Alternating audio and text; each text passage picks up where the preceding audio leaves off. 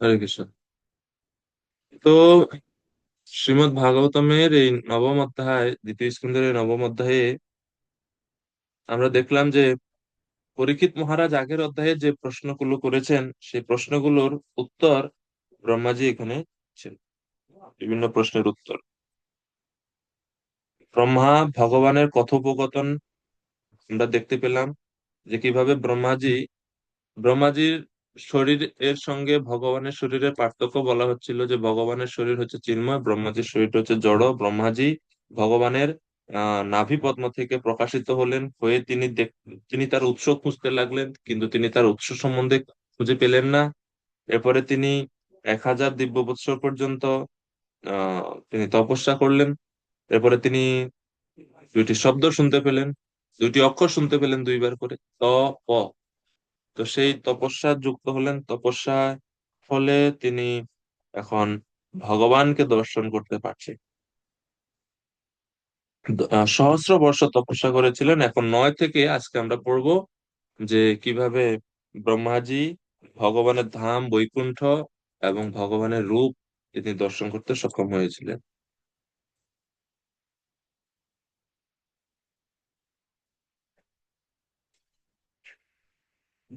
শ্লোক নাম্বার 9। তো ভগবত ধামের বৈশিষ্ট্য এই 9 নম্বর শ্লোকে বর্ণনা করা হচ্ছে।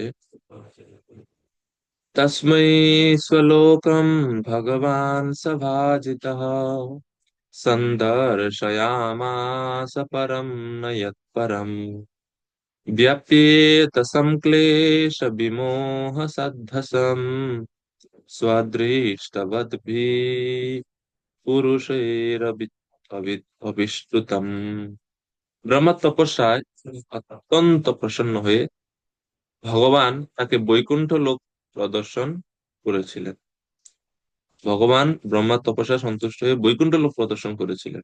স্বলোকম, স্বলোকম বলতে ভগবানের নিজ ধাম মহাবৈকুণ্ঠ কে বোঝানো হচ্ছে। যৎ পরম, এবং এই স্থান, এই বৈকুণ্ঠ ভগবানের জগৎ, সেটা হচ্ছে সবচেয়ে শ্রেষ্ঠ স্থান, এর থেকে উন্নতর আর কোনো স্থান নেই। এর জন্য বলছে পরম, পরম মানে হচ্ছে সর্বশ্রেষ্ঠ। ইয়ৎ পরম, এবং সেখানে কোনো ক্লেশ নেই। হ্যাঁ, ভগবানের সেই অপ্রাকৃত ধাম সব রকম জড় ক্লেশ থেকে মুক্ত এবং সংসার ভয় থেকে মুক্ত আত্মবিদ্যের দ্বারা পূজিত। যেন বলছে সংক্লেশ। সংক্লেশ বলতে ক্লেশ মুক্ত। ক্লেশ মুক্ত মানে কি, কোন ধরনের ক্লেশ মুক্ত? তো বিশ্বনাথ চক্রবর্তী ঠাকুর বলছেন, সংক্লেশ বলতে অবিদ্যা, অস্মিতা, রাগ, দ্বেষ, অভিনিবেশ, এই 5টি অবিদ্যার বৃত্তি সমূহ, এগুলা বৈকুণ্ঠ ধামে নাই, এগুলা থেকে মুক্ত তারা। এবং বিমোহ, বিমোহ সাধ্যসম, বিমোহ মানে হচ্ছে মোহ বা চিত্তের ব্যাকুলতা, আকুলতা, এগুলো সেখানে নাই। ভগবানের স্মরণের ফলে এত বেশি ভগবত কৃষ্ণ ভাবনায় তারা মগ্ন, যে মোহ তাদের প্রভাবিত করতে পারে না। এই স্থলে বা সেই সেই বৈকুণ্ঠ ধাম ব্রহ্মাজি এখন দেখতে পাচ্ছেন। অর্থাৎ ভগবান তাকে বৈকুণ্ঠ লোক প্রদর্শন করিয়েছিলেন, ভগবান কৃপা করে সেটা করিয়েছিলেন। তো এরপরে উম, আমাদের শিল ভক্তি সিদ্ধান্ত সরস্বতী গোস্বামী প্রভুপাদ তিনি বলছেন যে ভগবান ব্রহ্মাকে স্বীয় ধাম সম্যক রূপে দেখিয়েছেন। উপনিষদে, বিশেষ করে বৃহদারণ্যক উপনিষদে 3য় অধ্যায়ে 6ষ্ঠ ব্রাহ্মণে এই ধাম সম্বন্ধে বলা হয়েছে। অত হিয়েনম গার্গী বাচক্লবী পপ্রচ্ছ। অর্থাৎ এই স্থলে যাজ্ঞবল্ক্য বচক্ল পুত্রী গার্গীর অন্তরিক্ষ হতে প্রজাপতি লোক পর্যন্ত প্রশ্ন সমূহের উত্তর প্রদান করলে, যখন গার্গী ব্রহ্মলোক আখ্য ভগবত লোকের উপরে কি আছে জিজ্ঞাসা করেন, তখন যাজ্ঞবল্ক্য ব্রহ্মলোকের অতীত আর প্রশ্ন করিও না ইত্যাদি বলিয়া অভিশাপ দিতে উদ্যত হয়েছিলেন। গার্গী তা শ্রবণ করে জ্ঞান স্বরূপ ভগবানের বিজ্ঞেয়ত্ব বিষয়ে বিরত হলেন। বুঝতে পারছেন? মানে বৃহদারণ্যক উপনিষদে একটা বর্ণনা রয়েছে যেখানে গার্গী যজ্ঞবল্ক্য ঋষিকে জিজ্ঞেস করছেন যে ব্রহ্মলোক সম্বন্ধে, ব্রহ্মলোক আখ্য ভগবত লোকের উপরে কি আছে, ব্রহ্মলোকের উপরে কি আছে বা ভগবত লোকের উপরে আর কিছু আছে কিনা, এটা যখন জিজ্ঞেস করছে, যাকে বলছে যাজ্ঞবল্ক্য বলছেন যে ব্রহ্মলোকের উপরে মানে ভগবত ধামের উপরে আর অতীত আর কোনো প্রশ্ন করিও না, কারণ এর থেকে উপরে আর কিছু নাই, আর কিছু থাকতে পারে না। তো এইরকম এর থেকে বুঝতে পারি আমরা যে ভগবত ধাম বা বৈকুণ্ঠ হচ্ছে শ্রেষ্ঠ অন্য বৈকুণ্ঠ। তো সেটাই হচ্ছে ভগবত বৈকুণ্ঠ। এখানে তিনি ভগবত বৈকুণ্ঠ প্রদর্শন করিয়েছিলেন। ভগবত বৈকুণ্ঠ মানে কোনটা? আহ তিনি বলছেন যে বৈকুণ্ঠ হতে অন্য বৈকুণ্ঠ শ্রেষ্ঠ নাই, অর্থাৎ পরম ভগবত বৈকুণ্ঠ, সেই ধামটা ভগবান ব্রহ্মাকে প্রদর্শন করিয়েছেন এখানে।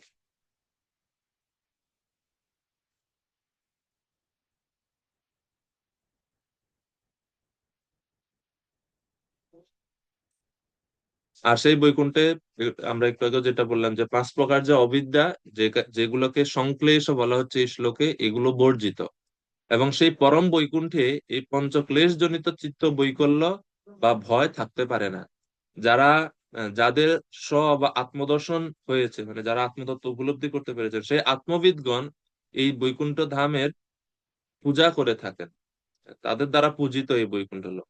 তো তৃতীয় স্কন্ধের ষোড়শ অধ্যায়ে 27-28 শ্লোকে বর্ণিত আছে যে মুনিগণ নয়ন আনন্দ ভাজন সেই বৈকুণ্ঠ ধাম ও মায়াতীত স্বয়ং প্রভু ভগবানকে প্রদক্ষিণ প্রণাম এবং অনুমতি গ্রহণ করে সানন্দ চিত্তে বৈষ্ণবী শ্রী কীর্তন করতে করতে গমন করে। এবং এখানে আমরা যে এখন বৈকুণ্ঠের বর্ণনা দেখবো, আরো বিস্তারিত বর্ণনা থাকবে তৃতীয় স্কন্ধের 15 এবং 16 অধ্যায়ে। তৃতীয় স্কন্ধের 15 অধ্যায় হচ্ছে বৈকুণ্ঠের বর্ণনা, সেখানে পুরো অধ্যায়ে বৈকুণ্ঠের সব বিস্তারিত বর্ণনা দেওয়া হচ্ছে, দেওয়া হবে। সেখানে করতে আমরা আরো জানবো। তো বৈকুণ্ঠ শব্দ থেকে আমরা বুঝতে পারি যে স্থান কোনটা ধর্ম বা মায়া বিগত, বা মায়া যেখানে থাকতে পারে না। মায়ার দ্বারা মোহিত হয়ে আমরা কুণ্ঠিত হই, আমরা মোহিত হই, আমরা উদ্বিগ্ন হই। তো যেই জগতে যে ধামে সেই কুণ্ঠা বিরাজ করে না, সেটা হচ্ছে বৈকুণ্ঠ। আর ভগবানেরও একটা নাম বৈকুণ্ঠ, ভগবানের ধাম ভগবানের একটা নাম বৈকুণ্ঠ, এই জন্য ভগবান যে স্থানে থাকেন সেই স্থানকেও বলা হয় বৈকুণ্ঠ। তো বৈকুণ্ঠ মানে দুইটাই, এক হচ্ছে সেই জায়গার বৈশিষ্ট্য জন্য এটাকে বৈকুণ্ঠ বলা হচ্ছে, আর এক হচ্ছে ভগবান সেখানে অবস্থান করেন এই জন্য এটাকে বলা হচ্ছে বৈকুণ্ঠ। ঠিক আছে। হ্যাঁ, যেহেতু ভগবানের একটা নাম হচ্ছে বৈকুণ্ঠ। কারণ কি? কারণ যারা ভগবানের শরণাগত হয় তাদেরও কোনো ক্লেশ, কোনো কুণ্ঠা, বিন্দু মাত্র লেশ মাত্র তাদেরকে স্পর্শ করতে পারে না। এ হচ্ছে ভগবান এবং ভগবানের ধামের সংক্ষিপ্ত বর্ণনা।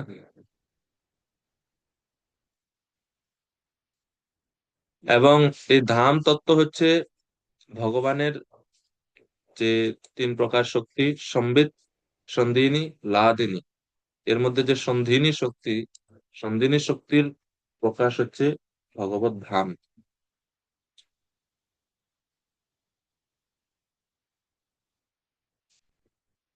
তো ব্রহ্মা তপস্যা সন্তুষ্ট হয়ে ভগবান বৈকুণ্ঠ লোক প্রদর্শন করিয়েছিলেন। এই শ্লোকে আমরা তিনটা বৈশিষ্ট্য তাহলে দেখতে পাচ্ছি ভগবত ধামের। প্রথম হচ্ছে এই ধামটা হচ্ছে পরম ধাম, মানে সর্বোচ্চ। দুই হচ্ছে আত্মবিদ্যের দ্বারা পূজিত। এবং তিন নাম্বার হচ্ছে জড় ক্লেশ, ভয়, সংশয়, গুণের প্রভাব, এই সবগুলো থেকে মুক্ত। তো এটা পরের শ্লোকে বলা হচ্ছে 10 নম্বর শ্লোকে। তো শিল প্রভুপাদ এই 9 নম্বর শ্লোকে বলছেন যে ব্রহ্মা যে তপস্যার ক্লেশ স্বীকার করেছিলেন তা অবশ্যই ভক্তি যোগের পন্থা, তা না হলে ভগবানের স্বধাম বা বৈকুণ্ঠ প্রকাশিত হবার কোনো সম্ভাবনা ছিল না। এর থেকে আমরা প্রভুপাদের বর্ণনা থেকে বুঝতে পারি, গত ক্লাসে আলোচনা হয়েছিল যে কি কেমন তপস্যা, কি তপস্যা করেছেন ব্রহ্মাজি। তো প্রভুপাদ বলছেন যে ব্রহ্মাজির যে তপস্যা এটা ভক্তিযুক্ত তপস্যা ছিল, অর্থাৎ ভক্তিযোগে যুক্ত হয়ে হয়তো তিনি ভগবানের নাম বা ভগবানের রূপের চিন্তা করেছিলেন, ইত্যাদি ইত্যাদি কিছু করেছিলেন, যেটার বর্ণনা আমরা হয়তো এখানে দেখতে পাচ্ছি না।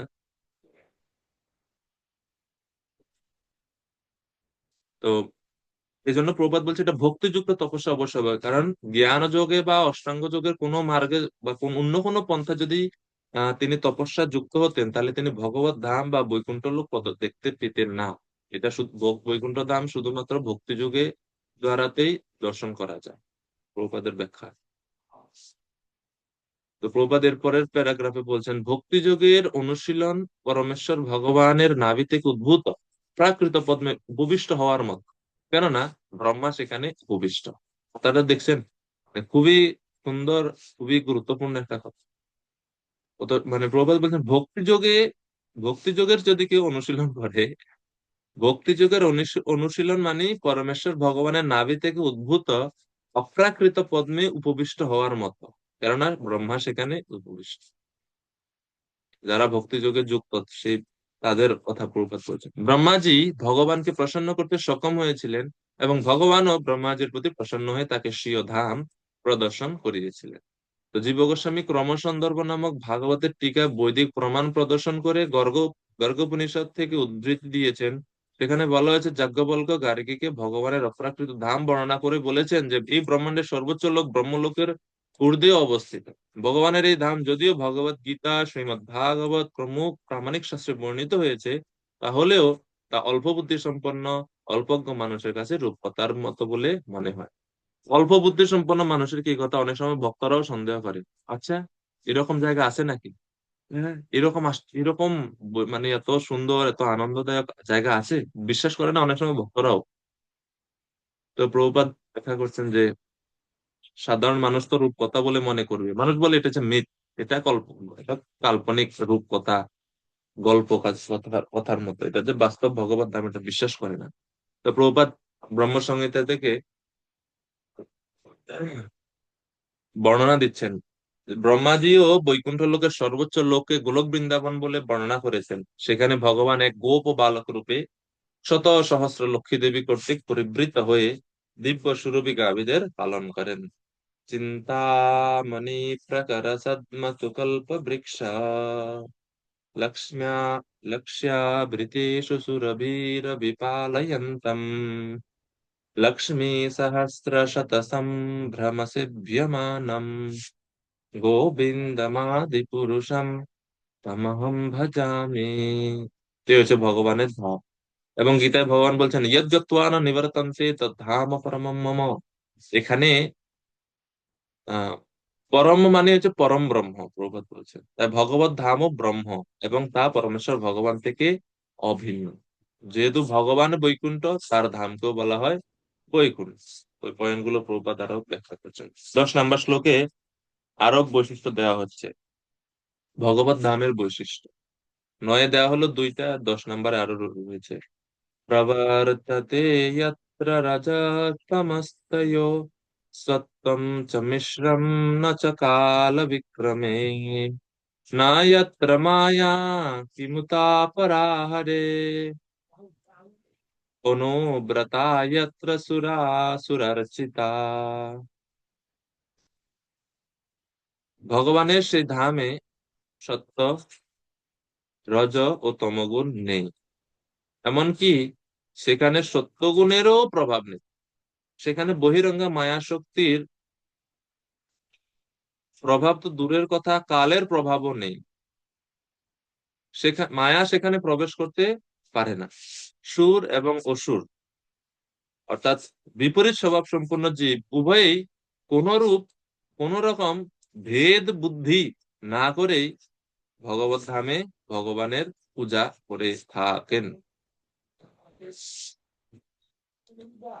এ হচ্ছে আরেকটা বৈশিষ্ট্য, যে ভগবত ধামে আহ জড় ক্লেশ, ভয়, গুণের প্রভাব, কাল, মায়া ইত্যাদি কোনো কিছুর প্রভাব নাই। এবং সেখানে সুর অসুর ভক্ত সকলে ভগবানের পূজা করে। রসরাজ প্রভু এনরেস করছিলেন। হরে কৃষ্ণ, গৌরঙ্গাত প্রণাম। বহুত প্রণাম প্রভু। তো আপনি তো 10 নম্বর শ্লোকে চলে গেছেন। ওই 9 নম্বর শ্লোকে যে 5 প্রকার ক্লেশের বর্ণনা দিয়েছেন প্রবাদে। হুম আমরা তো যেমন ভগবদ্গীতা, আমরা তো 3 প্রকার ক্লেশের কথা জানি। হুম। তো এখানে যে 5টার মধ্যে 3টা বুঝতেছি মোটামুটি অবিদ্যা, রাগ এবং দেশ, কিন্তু আর 2টা হচ্ছে অস্মিন্নতা এবং অভিনিবেশ। এই 2টা যদি একটু বলতেন আর কি। ধন্যবাদ প্রভুজি। তো 5 প্রকার ক্লেশ, সেটা ব্রহ্মাজি যখন জীব সৃষ্টি শুরু করেন, জীবের সৃষ্টির শুরুতে বা জীবের দেহ সৃষ্টির শুরুতে ব্রহ্মাজি প্রথম এই 5 প্রকার ক্লেশ, সরি 5 প্রকার অবিদ্যা, অ্যাকচুয়ালি এটাকে অবিদ্যা বলা হয়, অবিদ্যার 5টি স্তর বা 5টি আবরণ বলা হয়। তো বিশ্বনাথ চক্রবর্তী ঠাকুর এই 9 নম্বর শ্লোকের সংশ্লেষ শব্দের ব্যাখ্যা করতে গিয়ে তিনি বলছেন যে এখানে সংশ্লেষ বলতে ভগবত ধামে 5 প্রকার অবিদ্যা মানে বর্তমান নেই, অনুপস্থিত ভগবত ধামে। যাই হোক, তো এখন প্রশ্ন হচ্ছে যে পাঁচ প্রকার এই যে অবিদ্যা পাঁচটি স্তর, এগুলো কি কি, তাই তো নাকি করবো? হ্যাঁ। প্রথমে হচ্ছে অবিদ্যা, তারপরে হচ্ছে অস্মিতা, তারপরে হচ্ছে রাগ, তারপরে হচ্ছে দ্বেষ, তারপরে হচ্ছে অভিনিবেশ।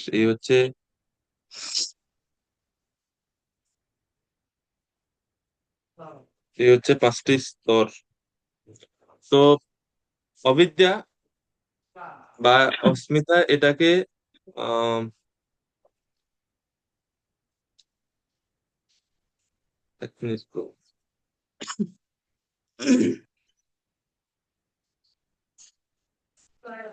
এটাকে যোগশাস্ত্রে আরো অন্য আরো পাঁচটি শব্দ দ্বারা ব্যাখ্যা করা হয়। পতঞ্জলি ঋষি তিনি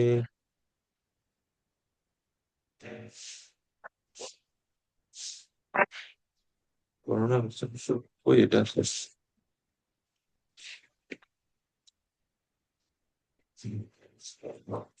এক মিনিট তো।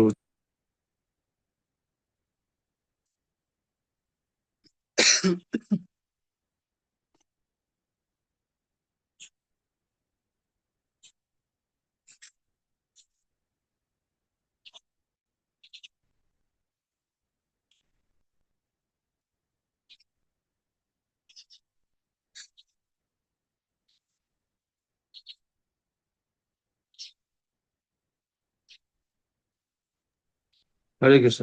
সরি প্রভুজি। তো শ্রী- শ্রীমদ্ ভাগবতমের তৃতীয় স্কন্ধে আমরা যখন পড়বো, সেখানে আমরা এই পাঁচটি বিষয় সম্বন্ধে জানবো বিস্তারিত ভাবে।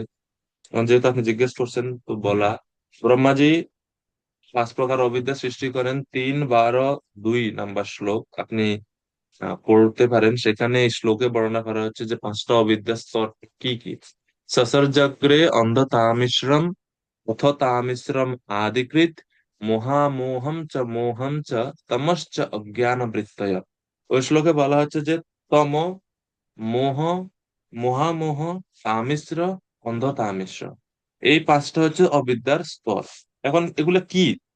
এই শ্লোকে তমকেই বলা হচ্ছে অবিদ্যা, মোহকে বলা হয় অস্মিতা, মহামোহকে বলা হয় রাগ, তামিশ্রকে বলা হয় দ্বেষ, আর অন্ধ তামিশ্রকে বলা হয় অভিনিবেশ। এখন জিনিসটা কি? অবিদ্যা শব্দের অর্থ হচ্ছে অজ্ঞতা, বা অবিদ্যা মানে হচ্ছে নিজের চিত স্বরূপ বিস্মৃত হয়ে যাওয়া। নিজের যে প্রকৃত স্বরূপ আমি কৃষ্ণ দাস, এই জ্ঞান বিস্মৃত হয়ে যাওয়ার কাজটা হচ্ছে অবিদ্যা স্তরে ঘটে। এটাকে বলা হয় অবিদ্যা বা তম। এরপরে হচ্ছে অস্মিতা। অস্মিতা মানেই হচ্ছে মিথ্যা পরিচয়। অস্মিতা শব্দের অর্থ হচ্ছে মিথ্যা পরিচয়, যেটাকে ভাগবতের প্রতিশব্দ হচ্ছে মোহ। এই অবস্থায় যখন জীবের প্রকৃত যে চেতনা বা শুদ্ধ যে পরিচয় যে আমি কৃষ্ণ দাস, এটা যখন ভুলে যাওয়া হয়, ভুলে যাই আমরা, বিস্মিত হয়ে যাই আমরা, তখন মায়া আমাদেরকে নতুন একটা পরিচয় প্রদান করে, যেটা হচ্ছে মিথ্যা পরিচয়। জীব তখন নিজেকে, জীব আত্মা যেই দেহে অবস্থান করে সেই দেহকে নিজের নিজের স্বরূপ বলে মনে করতে শুরু করে। তো গরু হলে সে মনে করে আমি একটা গাভী, নইলে আমি একটা কুকুর, আমি একটা বিড়াল, আমি মানুষ, আমি গাছ, এই সেই ভাবে সে মিথ্যা পরিচয়ের দ্বারা আবদ্ধ হয়ে পড়ে। তো এই যে মিথ্যা পরিচয়, এটাকে বলা হয় অস্মিতা। জড় দেহ বলে মনে করে এবং বিভিন্ন মিথ্যা পরিচয়ে সে পরিচিত হয়। যেরকম আপনি দেখবেন অনেক সময় মুভিতে দেখা যায়, আগে দেখলাম যে কেউ যাচ্ছে, তো হঠাৎ অ্যাক্সিডেন্ট হয়েছে, অ্যাক্সিডেন্টে মাথায় আঘাত লেগে স্মৃতি হারাই গেছে, উনি ওনার পূর্বের কথা সব ভুলে গেছে। আর কে কোথায় বাড়ি কিছু বলতে পারে না, কি নাম বলতে পারে না। তখন একজন ব্যক্তির সঙ্গে দেখা হয়, তো এই ব্যক্তি বলে ঠিক আছে, যে যেহেতু কোনো কিছু মনে না, তো আমি তাকে একটা নতুন নাম দিই। তখন নতুন একটা নাম দেয় এবং বলে তুমি হচ্ছে আমার সন্তান। তখন ওই ব্যক্তি বলে হ্যাঁ ঠিক আছে, আমি আর সন্তান। এভাবে সে ওই মিথ্যা পরিচয়ের দ্বারা সেভাবে জীবনে চলে। এরপরে যখন আবার কোনো সময় আবার মাথায় আঘাত পড়ে, তখন তার আবার আগের স্মৃতি মনে পড়ে। তখন সে মনে করে আরে আমি এতদিন কই আছিলাম, কার সাথে ছিলাম, আমি তো ইনি ইনি তো আমার কেউ না, আমার আত্মীয় তো উনি। এরকম হচ্ছে অবস্থা। তো তো অস্মিতা হচ্ছে আমাদের মিথ্যা পরিচয়, মিথ্যা পরিচয় প্রদান করে। ঠিক আছে? অর্থাৎ দেহের সাথে সম্পর্কটা স্থাপিত হয়, যেই দেহে থাকে সেই দেহকে নিজের স্বরূপ বলে মনে করে, এটাকে বলা হচ্ছে অস্মিতা। এই অস্মিতা স্তরে অহম ভাবের সৃষ্টি হয়। অহংকার বা আমি যে ভাবটা, এটা সৃষ্টি হয় অস্মিতাতে। এরপরে আরেকটু গভীর, যখন মানে আবরণটা আরেকটু গভীর হয়, সেটাকে বলা হয় রাগ। রাগ শব্দের অর্থ হচ্ছে আসক্তি, বা রাগেরই প্রতিশব্দ হচ্ছে মহামোহ। মহামোহ, মহামোহতে কি হয়, এর আগের স্তরে তো খালি দেহকে নিজের স্বরূপ বলে ভাবতেছে, এখন এই পরের স্তরে 3 নম্বর স্তরে দেহের সাথে সম্পর্কিত যা যা জিনিস সবকিছুকে আমার বলে মনে করা শুরু করে। এটাকে বলা হচ্ছে আসক্তি। আমার আমার বাড়ি, আমার ঘর, আমার এই দেহ, আমার আমার এই সব আমার আমার ভাবটা আসে, যেটা হচ্ছে মম। আগে হয়েছে অহম, এখন পরবর্তী স্তরে সৃষ্টি হচ্ছে মম। এখন এই এই দেখেন, এই 5টা স্তর যদি জীবের না দিত ব্রহ্মাজি, তাহলে জীব এই জগতে কিছু করতেই পারতো না, এই জগতে আবদ্ধ থাকতো না, সে মুক্ত থাকতো। তো রাগ মানে হচ্ছে আসক্তি, বা এই জড়া প্রকৃতি প্রদত্ত বস্তুগুলোর উপর মিথ্যা মালিকানার অনুভব, সেটাকে বলা হচ্ছে মহামোহ বা রাগ। 4 নম্বর স্তরের নাম হচ্ছে তামিশ্র বা দ্বেষ। দেশ শব্দের অর্থ হচ্ছে বিদ্বেষ বা হেট্রেড। হেট্রেড বা হেট বা একটা বিরক্তি, দ্বেষ, বিদ্বেষ। বিদ্বেষ তৈরি হয় কখন? বিদ্বেষ তৈরি হয় এই যে 3 নম্বর স্তরে, যে আমার আমার বলে একটা মিথ্যা মালিকানা সে দাবি করতেছে, সেই বিষয়গুলো যখন সে ভোগ করতে পারে না, আমার জিনিস বলে মনে করতেছে, কিন্তু সেই বিষয় যখন সে ভোগে, যখন কোনো বাধা সৃষ্টি হয়, বিষয় ভোগে যখন বাধা সৃষ্টি হয়, তখনই আমাদের মনে কি হয়? কাম, ক্রোধ বা এই সমস্ত দ্বেষ, এগুলোর উৎপত্তি হয়। তো এক্স্যাক্টলি যদি বলা হয়, এই বস্তুগুলো উপভোগে বাধা এলে ক্রোধের উদ্ভব ঘটে। আর ক্রোধের দ্বারা বা দ্বেষের দ্বারা যখন মানুষ অভিভূত হয়ে যায়, তার বুদ্ধি, তার চেতনা সব আরো বিকৃত হয়ে পড়ে। এই স্তরের নাম হচ্ছে কামিশ্র বা দ্বেষ। আর সর্বশেষ 5ম স্তর হচ্ছে অভিনিবেশ। অভিনিবেশ শব্দের অর্থ হচ্ছে মৃত্যুর ভয়। মৃত্যুর ভয়, এটা হচ্ছে জড়জগতের অজ্ঞানতার, আবদ্ধতার সর্বশেষ এবং সবচেয়ে কঠিন গভীরতম স্তর। অভিনিবেশে কি হয়? সে মৃত্যুর ভয়ে অস্তিত্ব রক্ষার জন্য এক তীব্র সংগ্রাম করে, এই অন্ধতা মিশ্র স্তরে বা অভিনিবেশ স্তরে। অভিনিবেশেরই আরেক নাম হচ্ছে অন্ধতা মিশ্র। মানে সে অজ্ঞানতার এত গভীরে যায়, সে মনে করে যে আমার এই জিনিস আমি ভোগ করতে পারতেছি না, এই জিনিস যদি আমার কাছ থেকে নিয়ে নেওয়া হয়, তাহলে এটা আমার আত্মহত্যার সমান, আমার মৃত্যুর সময়। যেরকম অনেক সময় আছে না, ছেলে মেয়ে তারা একজন একজনকে ভালোবাসে, মনে করে যে এই মেয়েটাকে যদি আমি না পাই বা এই ছেলেটাকে যদি আমি না পাই, তাহলে আমার জীবনে আর কোনো মূল্য থাকবে না, আমি আত্মহত্যা করবো, এবং অনেক সময় করেও। এটা হচ্ছে একবারে অভিনিবিষ্ট হয়ে যাওয়া, মানে অন্য মিথ্যা পরিচয়ের দ্বারা এত বেশি অভিনিবিষ্ট হয়ে যায়, যখন ওই তার ভোগ্য বস্তুকে যখন সে পায় না, বা ভোগ্য বস্তু যখন হারিয়ে যায়, লস হয়, তখন সে নিজেকে মৃত বলে মনে করে, বা তার নিজের জীবনে কোনো সাফল্যতা বা জীবনে কোনো মূল্যই নাই, মূল্যহীন বলে মনে করে সে জীবনকে। এটা হচ্ছে সর্বশেষ স্তর, অভিনিবেশ বা মৃত্যুর ভয়। তো এই হচ্ছে 5টা স্তর, প্রভুজি। ঠিক আছে প্রভু, ধন্যবাদ। অবিদ্যা, অবিদ্যা হচ্ছে একবার সর্বপ্রথম নিজের চিন্ময় স্বরূপ বিস্মিত হয়ে যাওয়া, সেটা হচ্ছে অবিদ্যা। নিতাই চরণ প্রভু। তো 3:12-2, এখানে এই শ্লোক রয়েছে, বিস্তারিত বর্ণনা সেখানে আছে, প্রভুপাদ ব্যাখ্যা করছেন। আপনারা আরো যদি বিস্তারিত, বিস্তারিত অতটুকুই, আর আরো যদি জানতে চান ওইখানে আছে। ঠিক আছে।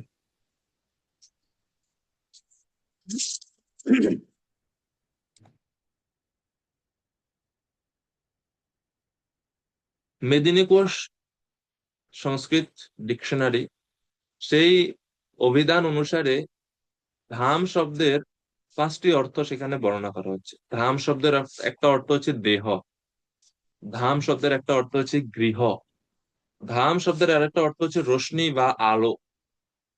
রশ্মি বা কোনো কিছুর আলো বোঝাতেও ধাম শব্দ ব্যবহার করা হয়। ধাম, ধাম শব্দের আরেকটা অর্থ হচ্ছে স্থান বা তীর্থ।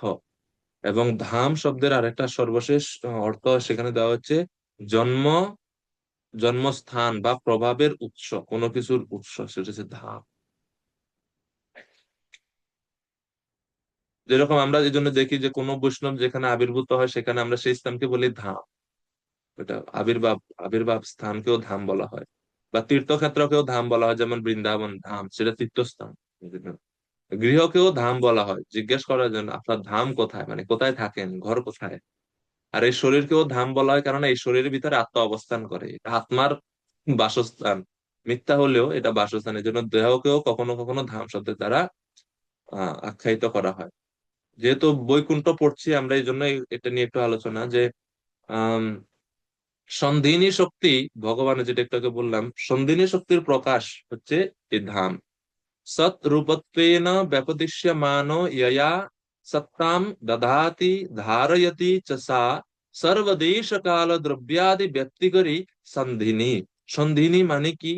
বলা হচ্ছে ভগবানকে সৎ রূপে অভিহিত করা হয়। সৎ মানে হচ্ছে নিত্য, অস্তিত্বশীল যিনি, মানে ভগবান নিত্য শাশ্বত পরমেশ্বর ভগবান।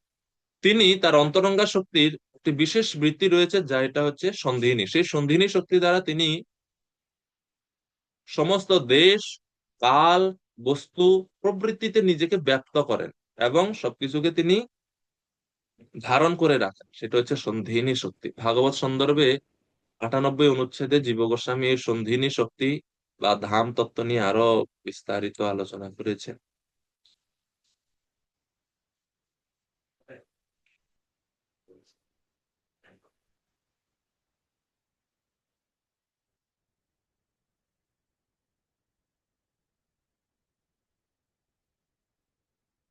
এবং শ্রীকৃষ্ণ সন্দর্ভে জীব গোস্বামী 107 নং অনুচ্ছেদে বলছেন, এষাম সচ প্রকাশঃ পৃথিবীস্তোপি অন্তর্ধান শক্ত্যা তাম অস্পৃশ্যন এব বিরাজ্যতে। এই জগতে যখন ভগবান তার ধাম সমূহকে প্রকাশ করেন, আমরা চৈতন্য চরিতামৃতে পড়ি যে আহ স্বপার্ষদ স্বীয় ধাম সহ অবতরী। ভগবান যখন আসেন, তিনি তার পার্শ্বদেরকে নিয়ে আসেন, তার ধামকে নিয়ে আসেন এই জগৎ। এখন প্রশ্ন হচ্ছে, জড় জগৎ বা মাইক জগতে কিভাবে চিন্ময় ধাম অবস্থান করে?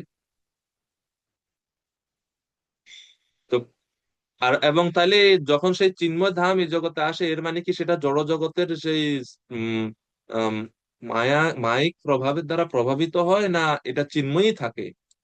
তো এই বিষয়ে শ্রীকৃষ্ণ সন্দর্ভে জীব গোস্বামী এই শ্লোকে বলছেন যে ভৌতিক জগতের ধাম সমূহ, যেমন মথুরা, দ্বারকা, বৃন্দাবন, এই যে ধাম, এগুলো হলো চিন্ময় জগতের নিত্য ধামেরই প্রকাশ। এই ধামগুলো নিজেদের অন্তর্ধান শক্তির বা অদৃশ্য হওয়ার শক্তির প্রভাবে পৃথিবীতে অবস্থিত হয়েও জড় পদার্থকে স্পর্শ না করেই বিরাজ করে। যেরকম পদ্মপাতা জলে অবস্থান করেও জলকে স্পর্শ না করেই সেখানে অবস্থান করে, তো ধামও এরকম। এই জন্য ধাম, ভগবত ধাম এই জগতে অবস্থান করলেও যে আহ ধামের মধ্যে যখন কেউ অবস্থান করে, সেটা এর মানে বুঝতে হবে যে তিনি জড় জগতে নাই। যদি ওনার সেই শুদ্ধ চেতনা থাকে, তাইলে উনি আসলে জড় জগতের কোন নিয়মের দ্বারা প্রভাবিত হবেন, এইরকম বর্ণনা করা হয়েছে। এখন আরেকটা জিনিস দেখেন, এই 10 নম্বর শ্লোকে শেষ দিকে লেখা আছে, সুর এবং অসুর, বিপরীত স্বভাব সম্পন্ন জীব উভয়ই কোন রকম ভেদ বুদ্ধি না করেই ভগবানের পূজা করে। এখন প্রশ্ন হচ্ছে, ভগবত ধামে কি অসুর আছে? যে সুর অসুর কিভাবে ভগবানের এখানে পূজা করে? এটা কিভাবে বা এটা কেন বলা হলো?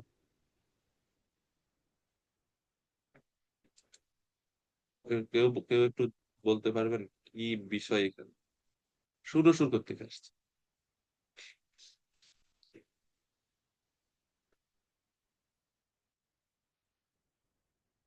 কালের প্রভাব নাই, মায়ার প্রভাব নাই, জন্ম মৃত্যু স্থিতি এগুলা কিচ্ছু নাই, সেটা সব আমরা বুঝতে পারলাম। কিন্তু এই কথাটা তো একটু, মানে সুর অসুর বলে তো একটু, মানে আমরা বুঝতে একটু অসুবিধা হচ্ছে। যে সুর বুঝতে পারলাম, অসুরেরা তার ভগবানের কাছে থাকে, থাকে কি বৈকুণ্ঠে কি অসুর টসুর আছে, বা ভগবানের কাছে অসুর আছে নাকি? তাহলে এরা কেন বলা হলো? তো আচার্যরা বলছেন যে অ্যাকচুয়ালি এখানে অসুর বলতে আসলে অসুর না। ভগবত ধামে সত্যিকারে কোনো অসুর থাকে না, কারণ অসুর হলে সে ভগবত ধামে যেতেই পারবে না, তা কিভাবে অসুর থাকবে বৈকুণ্ঠ জগতে? এখানে অসুর বলতে বোঝানো হচ্ছে বিপরীত স্বভাব সম্পন্ন জীব। যেমন মনে করেন হরিণ আর বাঘ, একই স্বভাব সম্পন্ন? একই স্বভাব সম্পন্ন তো না। হরিণ তো হচ্ছে তৃণভোজী, আর বাঘ হচ্ছে মাংসাশী। এই জগতে আমরা দেখি যে হরিণ আর বাঘ একসাথে ঘোরাঘুরি করে না। হরিণ যেদিক মানে বাঘ যেদিকে যায় হরিণ ওইদিকে ভুলেও যায় না, আর তারা ভয়ে পালায়, দৌড়ায়। কারণ এই জগৎ দ্বৈত জগৎ। এবং দেহাত্ম বুদ্ধির দ্বারা আমরা আবদ্ধ। কিন্তু চিন্ময় জগতে হরিণও আছে, বাঘও আছে। মানে বিপরীত স্বভাব সম্পন্ন জীব, যেমন সুরের বিপরীত হচ্ছে অসুর, সেই রকম ভাবে বিপরীত স্বভাব বৈশিষ্ট্য সম্পন্ন জীবেরা একসাথে অবস্থান করে, তাদের মধ্যে কোনো ভেদ বুদ্ধি নাই বা হিংসা ভাব সেখানে কাজ করে না। অর্থাৎ বৈকুণ্ঠ জগতে হরিণ বাঘ একসাথে কৃষ্ণের লীলায় অংশগ্রহণ করে। তারা পরস্পর পরস্পরকে শত্রু বলে মনে করে না। বাঘ মনে করে না, হরিণ এটা তো আমার খাবার, এটা কম নাই, এই ভাব নাই। এর যে বৈকুণ্ঠ জগৎ। আমরা দেখি চৈতন্য মহাপ্রভুর লীলায়, মহাপ্রভু যখন ঝাড়খণ্ডে সে বনে যখন মহাপ্রভু সংকীর্তন করেন, তো ভগবান যেই স্থানে থাকেন সেই স্থানই চিন্ময় বা ধামে পরিণত হয়। আর চিন্ময় জগতের ধামে যেরকম সুর অসুরের কোনো ভেদ নাই, চৈতন্য মহাপ্রভু যখন ঝাড়খণ্ডের বন দিয়ে যাচ্ছেন, মহাপ্রভুর পায়ের স্পর্শে সেই বন বৃন্দাবনে, অভিন্ন বৃন্দাবনে পরিণত হলো। এবং এই কারণে ওই বনের মধ্যে যত ইতর প্রাণীরা আছে, হাতি, বাঘ, হরিণ, সিংহ, যা যা আছে, সবাই তাদের মধ্যে উম পরস্পর যে শত্রুত্ব ভাব বা হিংসা ঈর্ষা তাদের মধ্যে থেকে চলে গেল। তখন আমরা বিখ্যাত একটা পেইন্টিং আছে, একটা ছবি আছে, আঁকা ছবি, জানেন আপনারা সবাই, মহাপ্রভু কীর্তন করছেন আর হরিণ আর বাঘ পরস্পর আলিঙ্গন করছেন প্রেমানন্দে। এটা কত অদ্ভুত, কত অদ্ভুত স্বভাব। এখন দেখেন, বড় দুর্ভাগ্য আমাদের যে হরিণ বাঘ তারা তাদের শত্রুত্ব ভাব থেকে মুক্ত হয়ে গেল মহাপ্রভু কৃপাতে। আর আমরা মানুষেরা পরস্পরের ঈর্ষা আরো বাড়ছে, আমাদের ভক্ত ভক্তদের মধ্যে ঈর্ষা, আমাদের মধ্যে দ্বেষ বাড়ছে। আমরা ভক্ত হয়েও আমাদের মধ্যে আমরা এই দ্বেষ ভাব থেকে মুক্ত হতে পারছি। তো এই জন্য বলা হচ্ছে বিপরীত স্বভাব সম্পন্ন হলেও তারা উভয়ই কোন রকম ভেদ বুদ্ধি না করে ভগবানের পূজা করে। তো চিন্ময় জগতের সবকিছুর একটাই মাত্র লক্ষ্য, কৃষ্ণ সন্তুষ্টি। এটাকে বলা হয় বৈচিত্র্যের মধ্যে ঐক্য, ঐক্যের মধ্যে বৈচিত্র্য, ইউনিটি ইন ডাইভার্সিটি। এরকম বলা হয় এটা। তো শিল প্রভুপাদ তাৎপর্য ভগবত ধামের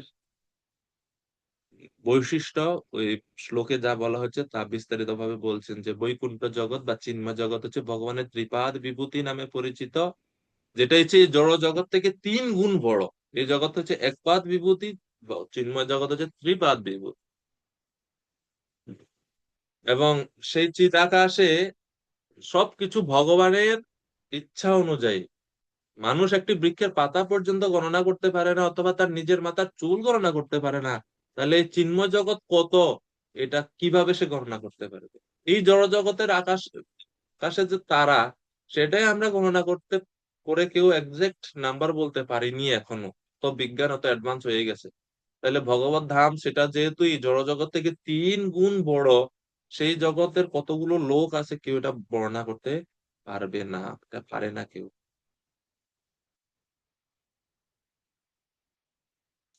এরপরে সেই ধাম মায়া থেকে মুক্ত, প্রপাত ব্যাখ্যা করছেন।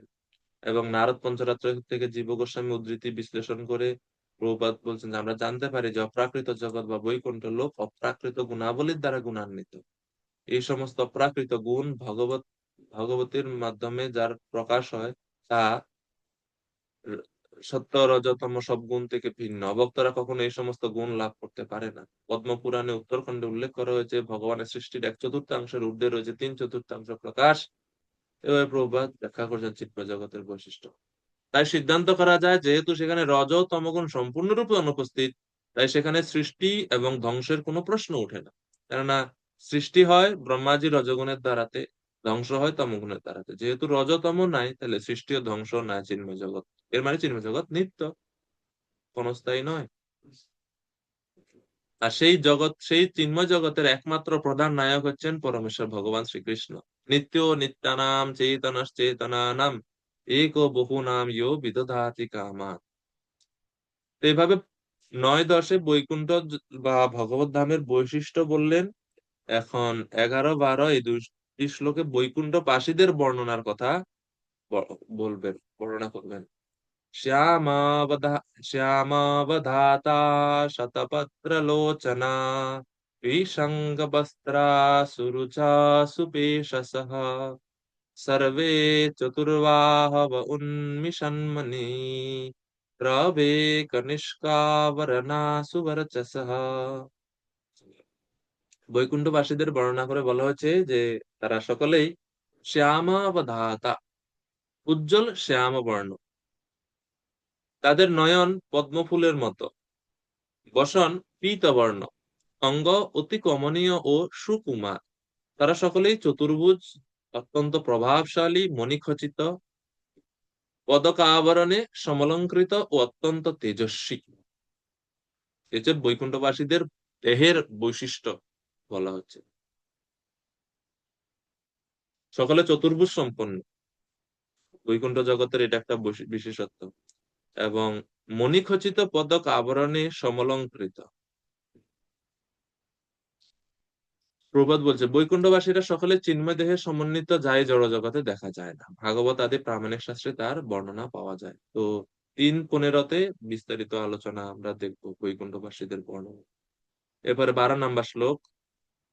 তাদের কারো অঙ্গকান্তি প্রবাল বৈদুর্য মৃণালের মতো, এবং তারা অতি দীপ্তিমান কুণ্ডল, মুকুট ও মাল্য সমূহে বিভূষিত। তো তাদের অলংকার আদির কথা এবং গায়ের বর্ণের কথা এই 12 নম্বর শ্লোকে বলা হচ্ছে। তো এগুলো ব্রহ্মাজি দেখছেন। ব্রহ্মাজির সামনে যখন বৈকুণ্ঠ লোক ভগবান প্রদর্শন করছেন, ব্রহ্মাজি দেখতে পাচ্ছেন এইসব বিষয়গুলো। তো এগুলো ব্রহ্মাজির দৃষ্টিটাই বর্ণনা করা হচ্ছে। এবং এখন হচ্ছে বলা হচ্ছে যে তারা কি করছেন সেখানে, তাদের কার্যাবলী কি করছেন, কি কর্মে রত তারা, তা বলছেন। এবং ভগবানের দিব্য রূপের কথা বলছেন, ভগবান কেমন দেখতে সেখানে।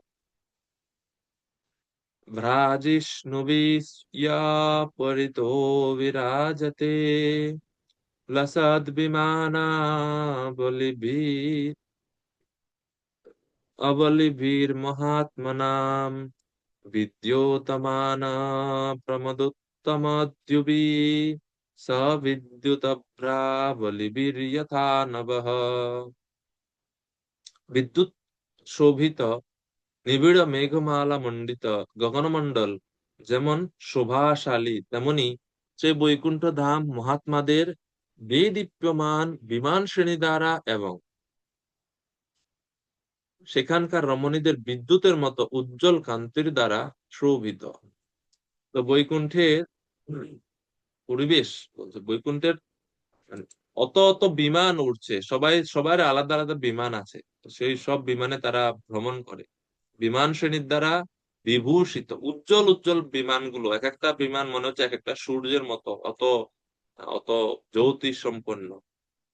তো এই জন্য বলছে বিদ্যুৎ শোভিত নিবিড় মেঘমালা মণ্ডিত গগনমণ্ডল যেমন শোভাশালী, মানে সে যখন মেঘ থাকে, মেঘের সময় যখন বিদ্যুৎ ঝলকায়, আহ, তখন যেরকম কত সুন্দর লাগে না, লাইটেনিং হয়।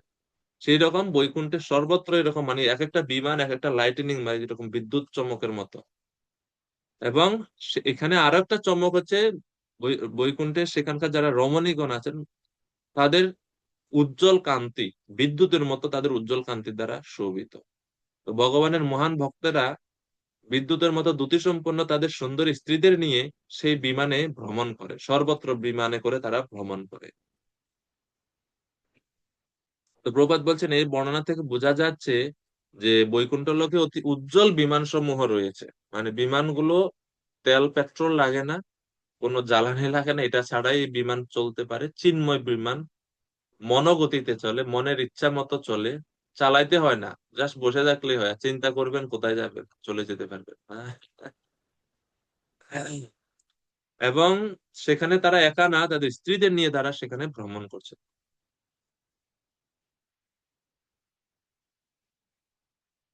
প্রবাদ পরে বলছেন যেখানে সেখানে যেহেতু বিমান রমণী এবং পুরুষেরা রয়েছে, তাই সেই লোকের উপযুক্ত বাড়ি ঘর শহরও নিশ্চয়ই রয়েছে। তা এমন না যে খালি সব শূন্য বন জঙ্গল, না, সেখানে শহর নগর অবশ্যই থাকবে, কেননা মানুষের কথা যেহেতু আছে। কিন্তু প্রবাদ ব্যাখ্যা করছেন যে এই জড়জগতে স্ত্রী পুরুষের মতো সেখানে সম্পর্ক না, যদিও তারা একসাথে ভ্রমণ করছে, কিন্তু প্রভুপাদ ওয়ার্নিং দিচ্ছেন যে কেউ যেন এটা মনে করে না যে আহ এই জড় জগতে নারী পুরুষের মতো তাদের মধ্যে এরকম পরস্পর সম্বন্ধ রয়েছে না, কাম ভাব থেকে মুক্ত, তারা একসাথে অবস্থান করছে, তারা একসাথে অবস্থান করে, এবং তাদের একটাই মাত্র লক্ষ্য ভগবান নারায়ণের সেবা করা। পরস্পর তারা একসাথে আছে, তাদের অত্যন্ত রূপবান, অত্যন্ত রূপবতী, কিন্তু তারপরেও পরস্পরের মধ্যে পরস্পরের প্রতি কোনো কাম ভাব নাই। এটা হচ্ছে প্রভুপাদ তৃতীয় স্কন্ধের 15 অধ্যায়ে এটা বিস্তারিত ভাবে প্রভুপাদ বলছে। ন রজ আদদুর উৎসময় আদ্যই, যেহেতু তারা কৃষ্ণ আত্মনম মানে কৃষ্ণ ভাবনায়, কৃষ্ণ ভাব ভগবত গুণ মহিমা বর্ণনা করে বা ভগবত গুণ মহিমা চিন্তা তারা এত বেশি নিমগ্ন যে তারা একসাথে অবস্থান করলেও তাদের পরস্পরের প্রতি ন রজ মানে রজগুণ সম্ভূত যে পরস্পরের প্রতি আসক্তি সেটা তাদের মধ্যে অনুপস্থিত, কেননা সেটা বৈকুণ্ঠ লোক, চিন্ময় এবং আসক্তি থেকে মুক্ত তারা। 14 নম্বর শ্লোকে আরো লক্ষ্মী দেবীর বর্ণনা, লক্ষ্মী দেবী কি করছেন তা দেখছেন ব্রহ্মাজি। শ্রীয়ত্র রূপিণী উরুগায় পাদയോ করোতি মানম বহুধা বিভূতিভিঃ প্রেংস্যাম শ্রিতায়া কুসুমাকরানুগৈ বিগীয়মানা প্রিয় কর্ম গায়তি। গীতিকা মাতাজি কিভাবে করে অনুবাদ করেন? হরে কৃষ্ণ, প্রণাম প্রভু। দিব্য রূপ সমন্বিত লক্ষ্মী দেবী তার সহচরী বিভূতিগণ সহ শ্রী ভগবানের শ্রী পাদপদ্মের প্রেমময়ী সেবা করেন। সেই লক্ষ্মী দেবী আনন্দ ভরে আন্দোলিতা এবং বসন্তের অনুচর ভ্রমরগণ কর্তৃক অনুগীত হয়ে তার প্রিয়তম ভগবানের মহিমা গান করেন। হরে কৃষ্ণ, জয় ছিল প্রভুপাদ। হরে কৃষ্ণ। তো এই শ্লোকে এখন বর্ণনা করা হচ্ছে যে লক্ষ্মী দেবী কি করছেন, তিনি তার সহচরী মানে তার যারা সখীরা রয়েছেন তাদেরকে সাথে নিয়ে সহচরী বিভূতিগণ সহ ভগবানের সেবা করেন। আর লক্ষ্মী দেবী আনন্দ ভরে এই সেবা করছেন। সেই লক্ষ্মী দেবী আনন্দ ভরে আন্দোলিতা এবং বসন্তের অনুচর ভ্রমরগণ করতে অনুগীত হয়ে তার প্রিয়তম ভগবানের মহিমা গান করেন। অর্থাৎ যখন লক্ষ্মী দেবী ভগবানের গুণ মহিমা কীর্তন করেন তখন তার সাথে সাথে সহচরীদের সাথে এবং ভ্রমরেরাও সেই গুণ মহিমাতে যোগ দেয়। হ্যাঁ, মানে লক্ষ্মী দেবী গাইছেন, সাথে সাথে ভ্রমরেরা করে করে সুর মিলানোর চেষ্টা করতেছে।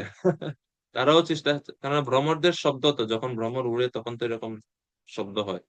তো মনে হচ্ছে যে তারাও লক্ষ্মী দেবীর সঙ্গে সাহায্য করছে। আর যখন লক্ষ্মী দেবী শুনে যে ভ্রমরেরা ভগবানের গুণগান করছে, তখন তিনি তাকে এড়িয়ে যাওয়ার জন্য ভগবানের গুণগান করতে শুরু করেন আরো উচ্চস্বরে। তো যদিও লক্ষ্মী দেবী তিনি আহ, এভাবে মানে প্রতিযোগিতা করছেন যে ভ্রমরেরা আমার থেকে বেশি ভগবানের মহিমা কীর্তন করছেন, আমি আরো বেশি করে করবো, এইরকম ভাব খুব সুন্দরভাবে বলা হচ্ছে। মানে যখন লক্ষ্মী দেবী বর্ণনা করেন ভগবানের মহিমা, তখন তারাও শুরু করে, এবং তাদেরটা শুনে লক্ষ্মী দেবী বলছেন আরে তারা তো আমার থেকে সুন্দর করছে, আমি আরো চেষ্টা করি এরকম।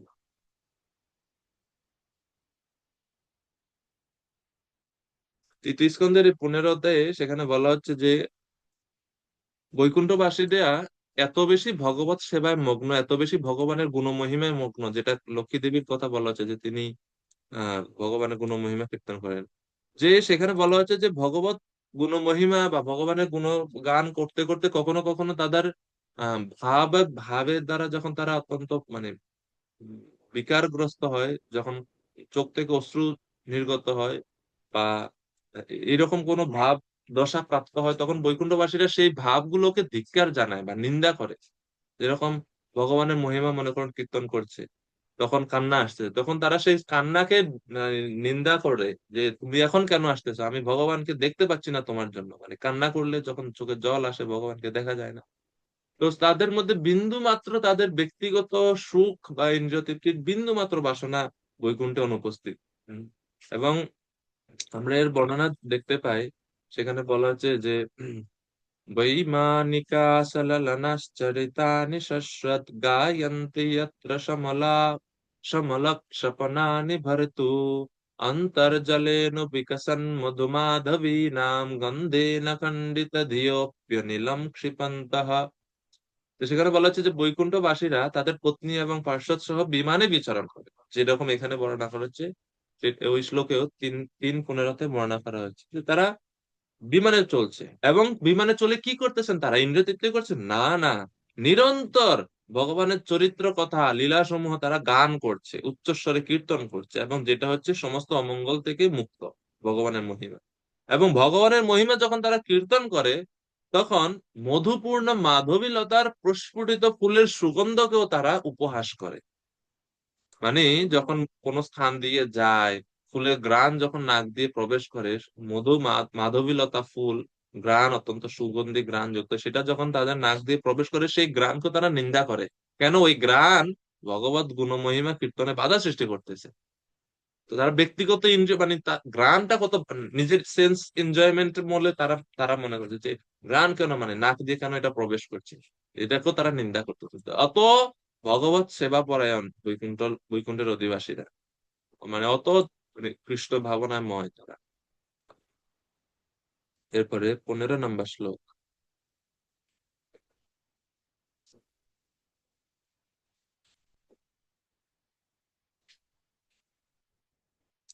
এবং বিভূতি সহ লক্ষ্মী দেবী বিচরণ করছেন। বিভূতি বলতে বলা হচ্ছে নিজ সখী রূপা বিভূতি, অর্থাৎ রাশি রাশি সম্পদ। লক্ষ্মী দেবীর বিভূতি হচ্ছে সম্পদ, অর্থাৎ মানে লক্ষ্মী দেবী যেখানে জানেন ওনার পিছন পিছনে যে সম্পদ রাশি সব বিচরণ করে, মানে তো সব ওনাকে অনুসরণ করে চলে। তো সেইগুলো সহ তিনি ভগবানের গুণমহিমা কীর্তন করছেন। এবং লক্ষ্মী দেবী যেখানে থাকেন এটাকে বলা হচ্ছে কুসুমাকর বা পদ্মবন। পদ্মবনে লক্ষ্মী দেবী থাকেন, এই জন্য লক্ষ্মী দেবীর একটা নাম হচ্ছে পদ্মা। এবং ওনার প্রিয় কর্ম বা সবচেয়ে শ্রেষ্ঠ, সবচেয়ে প্রিয় কাজ হচ্ছে ভগবান শ্রীহরির গুণাবলী কীর্তন করা বা গান করা। এরপরে এখন এখন ব্রহ্মাজি ভগবান বৈকুণ্ঠ অধিপতি ভগবানকে দেখবেন। 15 নম্বর শ্লোক। সত্যব্রত প্রভু কৃপা করে অনুবাদ করুন 15 নম্বর শ্লোকের। হ্যাঁ। হরে কৃষ্ণ। ব্রহ্মা দেখলেন যে সেই বৈকুণ্ঠে ভক্তদের প্রভু যজ্ঞপতি, জগৎপতি, লক্ষ্মীপতি, সর্বশক্তিমান ভগবান সেখানে সুনন্দ, নন্দ, প্রবল, অরহন প্রভৃতি পার্শ্বদের দ্বারা পরিবেষ্টিত ও প্রেমপূর্বক সেবিত হয়ে বিরাজ করতেন। হরে কৃষ্ণ। তো সেখানে ভগবান তার একা থাকেন না, ভগবান তার পার্শ্বদেরকে নিয়ে সেখানে অবস্থান করেন। তো এই জন্য বলা হচ্ছে ভগবান একজন ভক্তদের প্রভু। এর মানে প্রভু যেখানে আছেন তার ভক্তরাও সেখানে আছেন। কোন ভক্তরা বা কোন পার্শ্বদেরা সেখানে আছেন? নন্দ, সুনন্দ, অর্হন প্রভৃতি পার্শ্বদের দ্বারা পরিবেষ্টিত এবং প্রেমপূর্বক সেবিত হয়ে বিরাজ করছে। তো প্রভুপাদ বলছেন, যখন আমরা কোনো রাজার কথা বলি, রাজা মানে স্বাভাবিকভাবে বুঝতে হবে রাজার সঙ্গে সঙ্গে সচিব আছে, মন্ত্রী আছে, সেবক আছে, উপদেষ্টারা আছে। সেই রকম ভাবে কৃষ্ণ জগৎগুরু, জগদীশ্বর ভগবান, উনিও কোনো একা না। ঠিক আছে, তাহলে ধাক্কা দিলে বোঝা যায় কিন্তু আছে। ওকে। এখন সেই ভগবানকে দেখছেন, তিনি তার পার্শ্বদ দ্বারা পরিবেষ্টিত।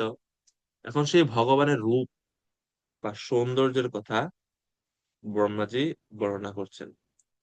ভৃত্য়া প্রসাদাভিমুখম জিগাসবম প্রসন্নহাসারুণলোচনাননম কিরীটিনম কুণ্ডলিনাম চতুর্ভুজাম পীতাংশুকম বক্ষসি লক্ষিতম শ্রিয়া। ব্রজধাম প্রভু কৃপা করে অনুবাদ করবেন। হরে কৃষ্ণ প্রভু, ধন্যবাদ, প্রণাম। অনুবাদ করুন, প্রভু। পরমেশ্বর ভগবান সেখানে তার ভৃত্যদের প্রাসাদ বিতরণের জন্য উদগ্রীব। তার মাদকতাপূর্ণ আকর্ষণীয় রূপ অত্যন্ত প্রসন্নতাময়। তার হাস্যোজ্জ্বল মুখমণ্ডল অরুণ নয়ন শোভিত, তার মস্তক কিরীট শোভিত, কর্ণে কুণ্ডল, তিনি চতুর্ভুজ এবং তার বক্ষস্থল শ্রীচিহ্ন ভূষিত। হরে কৃষ্ণ প্রভু। হরে কৃষ্ণ। তো ভগবানের সৌন্দর্য বর্ণনা দিচ্ছেন যে ভৃত্যদের প্রসাদ বিতরণের জন্য যিনি সবসময় উদ্গ্রীব সেই ভগবান। ভৃত্য প্রসাদাভিমুখম মানে যারা ভগবানের ভক্ত, ভগবান সবসময় অপেক্ষা করে তাদেরকে উপহার দেওয়ার জন্য, তাদের কৃপা করার জন্য। এমন একজন প্রভু, ইনি অবশ্যই আছেন আমাদের কৃপা করার জন্য, আমাদের আমাদের প্রতি আশীর্বাদ প্রদর্শন বর্ষণ করার জন্য, কিন্তু আমরা নিতে রাজি না। এই হচ্ছে আমাদের দুর্ভাগ্য।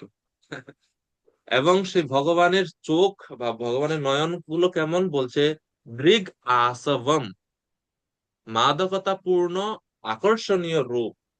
ভগবানের যে দৃশ্য মানে এই যে ভগবানের চেহারা, এই চেহারাটাতে মনে হয় কেমন একটা মাদকতা আছে, মানে যখন কেউ এই রূপ কেউ যখন দেখে ফেলে একবার, সে মাতাল হয়ে যায়, মানে সে একটা মাদকতায় পড়ে যায় এবং সেই নেশায় সে আর জড়জগতে কোনো রূপের প্রতি আর আকর্ষণ তার আর থাকে না। এই জন্য বলেছে দৃগাসবম প্রসন্ন হাসারুণলোচনাননম। প্রসন্ন মানে অত্যন্ত প্রসন্ন মুখমণ্ডল ভগবান, অত্যন্ত হাস্যোজ্জ্বল প্রসন্ন মুখ, এবং অরুণ লোচন, অরুণবর্ণ ভগবানের লোচনদ্বয়। এই রূপ, এই দৃশ্যটা আসবম, মাদকতা সৃষ্টি করে, মাদকতা সৃষ্টি করে। খুবই সুন্দর বর্ণনা, বৈকুণ্ঠ অধিপতি ভগবানের বর্ণনা এখানে দেওয়া আছে।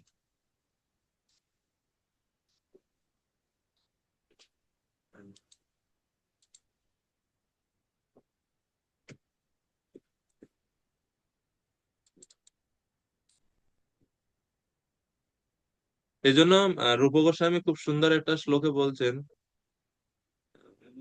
এটা এটা আপনারা পারেন যে কেউ যদি কেউ যদি উনি বিপরীত ভাবে ওই শ্লোকে বলছেন বিপরীত ভাবে যে হে বন্ধু, তুমি যদি তোমার আত্মীয় স্বজন পরিবার বর্গের সঙ্গে তোমার সম্পর্ক ভালো রাখতে চাও, তাহলে দয়া করে বৃন্দাবনে কেশিঘাটে যে আহ কদম্ব বৃক্ষ নিচে দণ্ডায়মান যে যে কৃষ্ণ আছে, যে বালক আছে, যে কিশোর আছে, সে কিশোরকে দেখবে না। যদি তাকে দর্শন করো, তাহলে তোমার তোমার পরিবারের সঙ্গে, আত্মীয় স্বজনদের সঙ্গে, জড়জগতের সঙ্গে যে সম্পর্ক, সেই সম্পর্কটা শেষ হয়ে যাবে।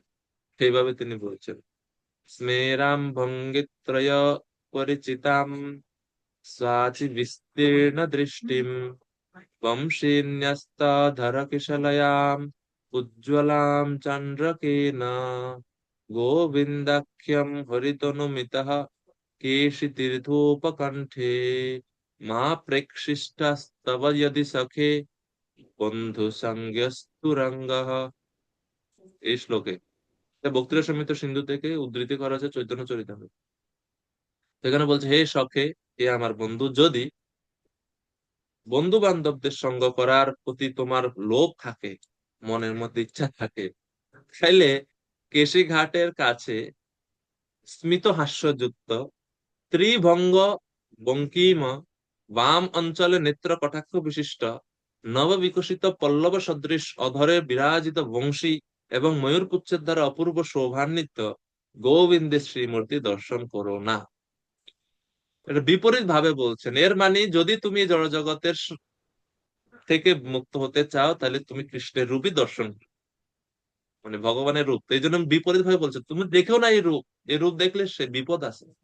তো এই জন্য ব্রহ্মাজি বলছেন মাদকতা পূর্ণ, এই ভগবানের রূপের প্রতি এরকম মাদকতা আছে যে এই রূপ দর্শন করলে আর অন্য কোনো দিকে চায় না নয়ন।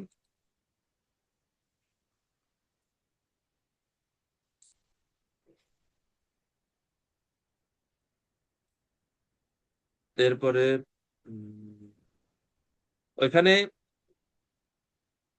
একটু আগে বলা হলো যে যারা বৈকুণ্ঠবাসী তারাও চতুর্ভুজ, ভগবানকে এখানে বলা হচ্ছে চতুর্ভুজ। কিন্তু বৈকুণ্ঠবাসীদের সঙ্গে বৈকুণ্ঠ অধিপতি বিষ্ণুর পার্থক্য নিরূপণ করে এখানে বিশেষ কিছু বৈশিষ্ট্য বলা হচ্ছে। এক হচ্ছে ভগবানের বক্ষস্থলে শ্রীবৎস চিহ্ন। এটা হচ্ছে ভগবান বিষ্ণুর মধ্যেই রয়েছে, বৈকুণ্ঠ অধিপতি আর কারোর মধ্যে এটা নাই, যেহেতু ভগবানই এই করে।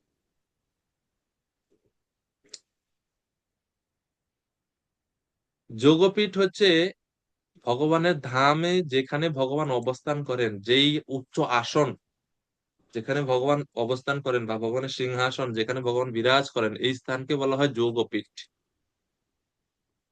মানে ভগবান মানে যেরকম মনে করেন রাজা প্রজাদের সঙ্গে মানে দেখা করার জন্য সাক্ষাৎ করার জন্য যেরকম রাজ সিংহাসনে বসে সব প্রজারা আসে, ওই রকম একটা স্থানকে বলা হয় যোগপীঠ। যেরকম আমরা মায়াপুরেও দেখি যোগপীঠে, মানে চৈতন্য মহাপ্রভু আবির্ভাব স্থান যোগপীঠ, ওটাকে বলা হয় যোগপীঠ। যেখানে ভগবান অবস্থান করেন, ভক্তদেরকে আশীর্বাদ প্রদান করেন, ভক্তদের ইচ্ছা পূরণ করেন, সবাইকে দর্শন দান করেন, এই স্থানটাকে স্বাভাবিকভাবে যোগপীঠ বলা হয়। তো সেখানে ভগবান অবস্থান করছেন, ওনার এই সুন্দর রূপ, সুন্দর সৌন্দর্য। 17 নম্বর শ্লোকে বলা হচ্ছে যে ভগবানের পাশে কারা কারা আছেন, আরো বলছেন। বসুধা কিঙ্করী মাতাজি, মাইক অন করুন, আনমিউট করুন।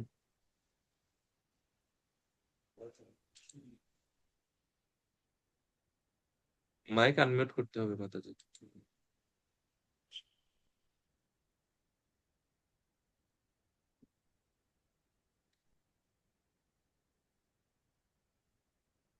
হয়নি এখনো।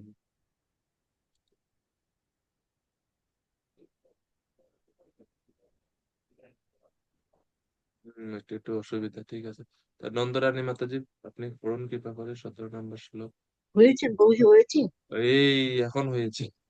সেই হ্যাঁ। পরমেশ্বর ভগবান, হরে কৃষ্ণ প্রভুজি, সেই পরমেশ্বর ভগবান শ্রেষ্ঠ সিংহাসনে উপবিষ্ট এবং তিনি চতুর্ভুজ, ষোড়শ ও পঞ্চশক্তি দ্বারা পরিবেষ্টিত এবং অন্যান্য গৌণ শক্তি সহ সরৌষজ্যপূর্ণ।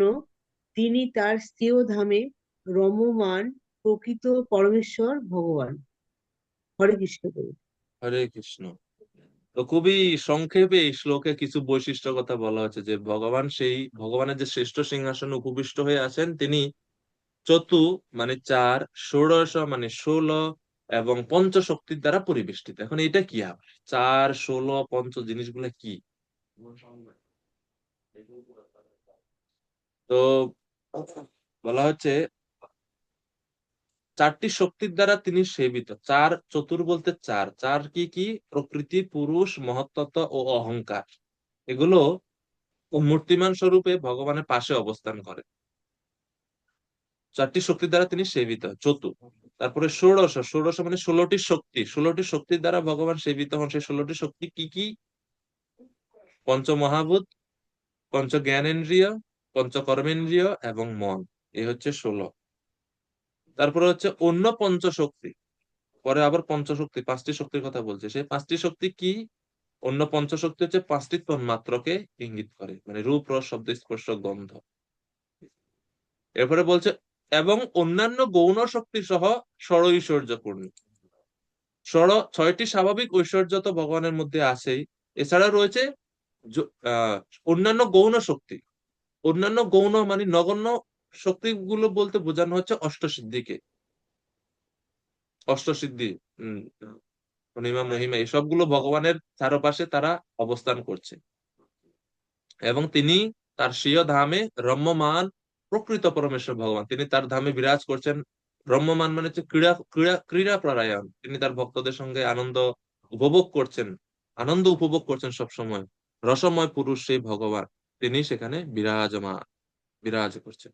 এই হচ্ছে 4, 16, 5 এর ব্যাখ্যা। বিশ্বনাথ চক্রবর্তী ঠাকুর এই ষোড়শ পঞ্চশক্তিবিদ আবার ভিন্ন ব্যাখ্যা করেছেন।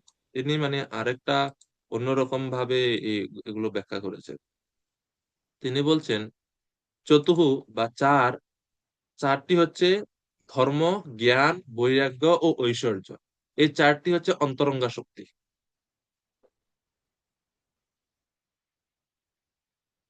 তারপরে 16টি বহিরঙ্গা শক্তির কথা বলছেন। 16টি বহিরঙ্গা শক্তি কি? চণ্ড, প্রচণ্ড, ভদ্র, সুভদ্র প্রভৃতি 16টি বহিরঙ্গা শক্তি রয়েছে।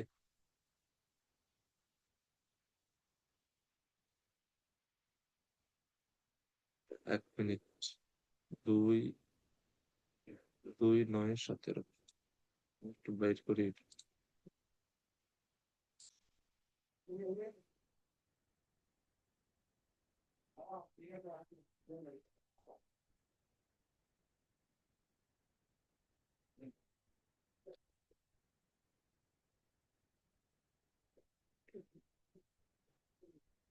পদ্মপুরাণ থেকে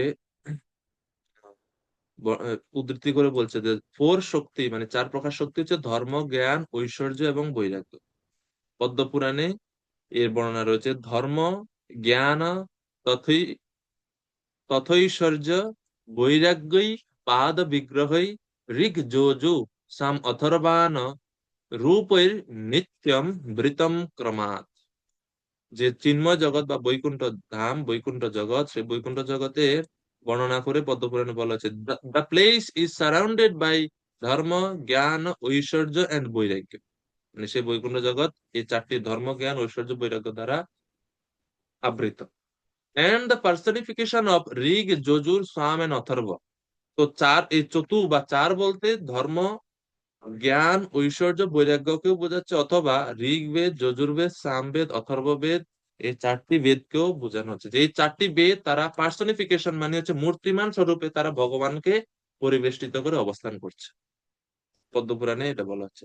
আর এই যে 16টি শক্তির কথা বলা হচ্ছে সেটাও পদ্মপুরাণে বর্ণনা করা হচ্ছে। শ্লোকটা একটু কঠিন আছে, তারপরও পড়ি। চন্দ্র প্রচন্ড চণ্ড প্রচণ্ড প্রাগ্দ্বারে ইয়াম্মে ভদ্র সুভদ্রকৌ वारुण्यं जय विजयो सौम्येद्राति विधातरो कुमुद कुमुदक्षश्च पुण्डरीकथ वामन शङ्कुकर्ण सर्वनेत्रः सुमुख सुप्रतिष्ठितः एते दिक्पतय प्रोक्ता पुर्या पुर्याम् अत्र सुशोभने। ইংরেজিতে পদ্মপুরাণে 6, 228, 13, 14, 15 এই শ্লোকে এই 16টি শক্তির কথা বলা হচ্ছে। পূর্ব দ্বারে বা ইস্টার্ন গেট বলা হচ্ছে, পূর্ব দ্বারে আছে চণ্ড প্রচণ্ড নামক দুইজন। তারপরে সাউথ বা দক্ষিণ দ্বারে আছে ভদ্র এবং সুভদ্র নামে দুইজন। তারপরে পশ্চিম দ্বারে আছে জয় এবং বিজয় নামে দুইজন। আর উত্তর উত্তর দ্বারে আছে ধাতা এবং বিধাতা নামে দুইজন। এভাবে চার দ্বারে দুইজন দুইজন করে 8 জন আছে। এরপরে বলছে in the direction starting from east আর কুমুদাক্ষ, পুণ্ডরীক, বামন, শঙ্কুকর্ণ, সর্বনেত্র, সুমুখ এবং সুপ্রতিষ্ঠা। এনারা আরো এই সব দিকে মানে 8 দিকে তারা অবস্থান করছে। অষ্টদিকে 8 জন। তো এইভাবে 8 মানে 8 জন তারা 4টি গেটের মধ্যে দুইজন দুইজন করে 8 জন আছেন এবং অষ্টদিকে 8 জন তারা অবস্থান করেন ভগবানের ধামে। এই হচ্ছে 16টি শক্তি। তো বিশ্বনাথ চক্রবর্তীর পাদ এই 16 বলতে এই 16 জনকে বোঝাচ্ছে। এই 16টি বহিরঙ্গা শক্তি, এনারা বাইরের দিকে থাকেন মানে ভগবানের ধামে বাইরের দিকে থাকেন। ঠিক আছে। এরপরে যে পঞ্চ বা 5 বলা হয়েছে, 5 কি? 5টি শক্তির দ্বারা বেষ্টিত থাকেন। এই 5টি শক্তি কি কি? পদ্মপুরাণেই বলা হচ্ছে কুর্মশ্চ নাগ রাজশ্চ বনতেয়শ্চ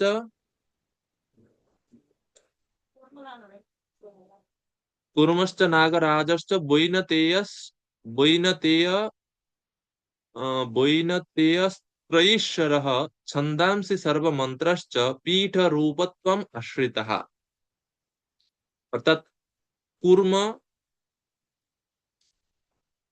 অনন্ত, গরুড়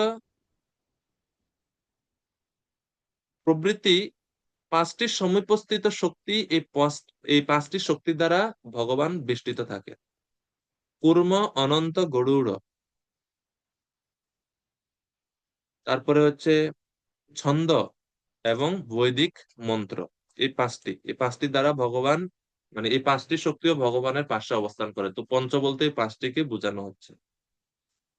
তো এটা বর্ণনা করার পরে এরপরে তিনি আবার এই যেটা প্রভুপাদ বা আমরা প্রথমে বলেছি যে চারটি চারটি চার বলতে প্রকৃতি, পুরুষ, মহত্তত্ত্ব, অহংকার, 16 বলতে পঞ্চ উপাদান, 10টি ইন্দ্রিয়, মন, এগুলোও তিনি পরে আবার বর্ণনা করছেন। তো বিভিন্ন আচার্যরা ভিন্ন ভিন্ন ভাবে এই 4, 16, 5 এগুলোকে ব্যাখ্যা করছেন ভিন্ন ভিন্ন ভাবে।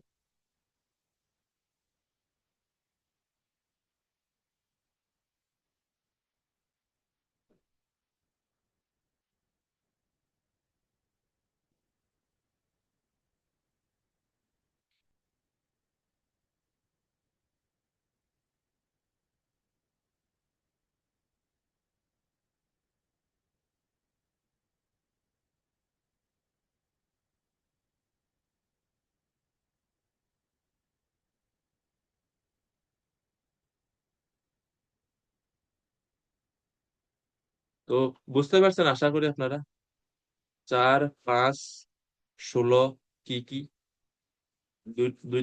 দুইটা ব্যাখ্যা আমরা পাই আচার্যদের ভাষ্য থেকে। এবং এই যে 16টি শক্তি, সরি, সর্বশেষে বলা হচ্ছে না যে 6টি স্বাভাবিক ঐশ্বর্য বা নগণ্য শক্তি সমূহ মানে অষ্টসিদ্ধি সহ বিরাজিত দশম স্কন্ধের 13 অধ্যায়ের 52 নম্বর শ্লোকে সেখানে বলা হচ্ছে যে ভগবানের যে বিষ্ণু মূর্তি এরা সবসময় অনিমা আদি সমস্ত সিদ্ধি দ্বারা পরিবেষ্টিত থাকে, মানে এই অষ্টসিদ্ধিরা সবসময় ভগবানকে মানে সার্কেল আকার ঘিরে মানে ঘিরে থাকে, পরিবেষ্টিত রূপে থাকে। ভগবান অনিমাদ্যের মহিমাভির অজায়ত অজাদ্যাভির বিভূতিভিঃ চতুর্বংশস তত্ত্বই প্রীতা মহৎ আদিভিঃ। 10, 13, 52 নম্বর শ্লোকে এই অষ্টসিদ্ধি যে ভগবানকে মানে পরিবৃত করে থাকেন, চারপাশে থাকেন তার বর্ণনা দেওয়া হচ্ছে। তো এইগুলো হচ্ছে বর্ণনা এই শ্লোকের। এরপরে এগুলো সব দেখতে পেলেন ব্রহ্মাজি যে ভগবান এই সমস্ত শক্তির দ্বারা পরিবেষ্টিত ভাবে তিনি অবস্থান করছেন বৈকুণ্ঠে। প্রভুপাদ তাৎপর্য এটা ব্যাখ্যা করছেন। এরপরে 18 নম্বর শ্লোক।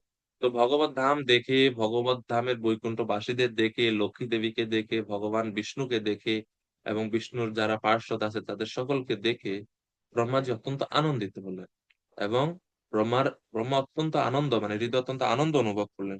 তা বলা হচ্ছে 18 নম্বর শ্লোকে। তার আনন্দের লক্ষণ প্রকাশিত হচ্ছে এখন ব্রহ্মাজির মধ্যে। তদ্দর্শন পরিপ্লুতাহ্লাদান্তর দৃশ্যত্যনুপ্রেম ভরাশুলোচন ননাম পাদাম্বুজমসৎ বিশ্বম শ্রী যৎপারমহংসেন পথাধিগম্যতে।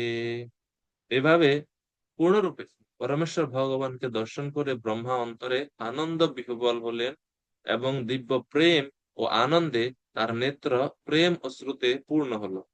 তিনি তখন ভগবানের শ্রী পাদপদ্মে প্রণত হলেন, ননাম পাদাম্বুজম, ভগবানের চরণ কমলে প্রণাম নিবেদন করলেন, প্রণত হলেন।